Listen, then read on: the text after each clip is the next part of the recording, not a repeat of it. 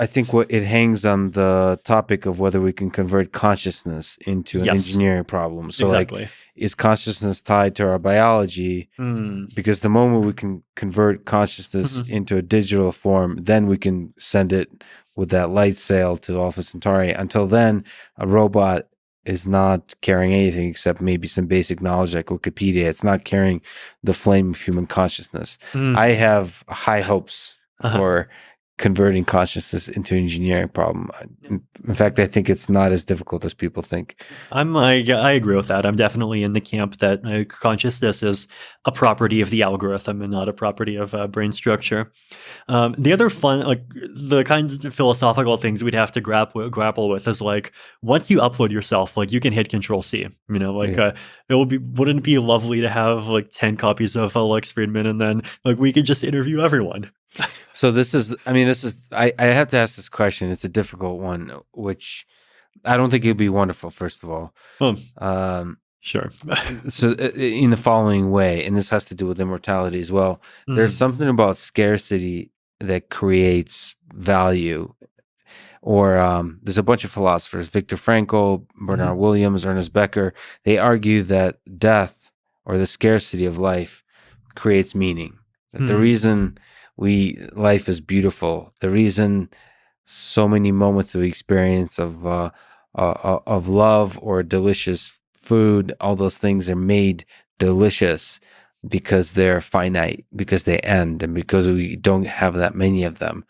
And there's a kind of worry that if we extend the human lifespan, if we achieve immortality, or if we, God forbid, clone me multiple times, then you lose the richness of what it means to have this life, to have this experience. Is that worry you at all? Do you think there's some aspect to which death does in fact give meaning to life?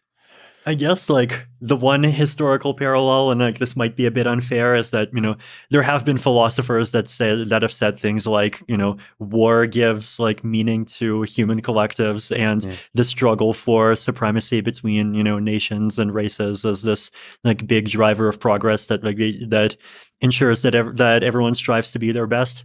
And, of course, this viewpoint got into the head of a crazy Austrian guy, and 20 years later, his soldiers were shooting at my grandparents. So, these days we don't really have that, but yet life still feels meaningful. We've still found other ways to,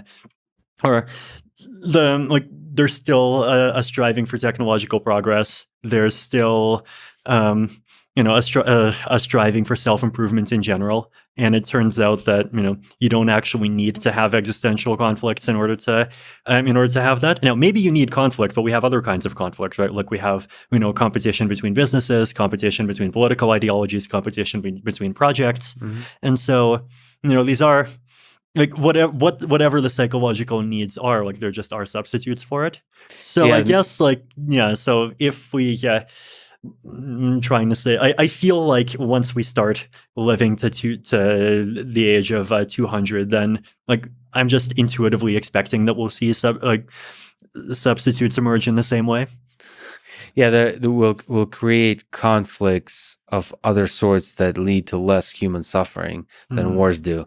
Like we'll just start playing Diablo 4, 5, 6, and because you die in video games, so maybe we'll get some of the inkling of scarcity through the activities we partake in, as opposed to our own body dying. I mean, I feel shitty when I like I remember in Diablo 3, you can play in hardcore mode, where if you die in the game, your character's dead. So maybe we'll get the richness of like what that we currently get from life by having like little artificial versions of ourselves that die. Interesting enough, as I've just like personally spent more time in this world, I've started realizing that there is a concept of like real finiteness that still like exists, and it might even still be a thing that provides meaning that doesn't require anyone to actually die. Like, for example, like how many people from middle school or even high school or yours, like, do you still talk to regularly?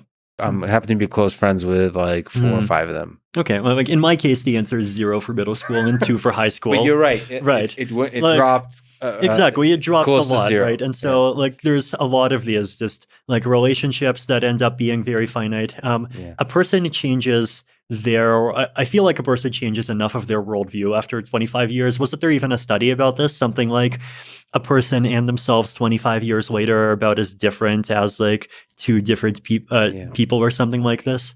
So, yeah, like, I mean, just like you can have conflict without bloodshed, I think, you can have finiteness and even, the necessary sorrows of finiteness that give meaning without like literally anyone having to end their life. And hopefully, if we do extend our life, we'll figure out ways to extend the period of time where there's neuroplasticity. Yes. To where we could change our worldviews continually throughout that time. So you can have these different phases of life.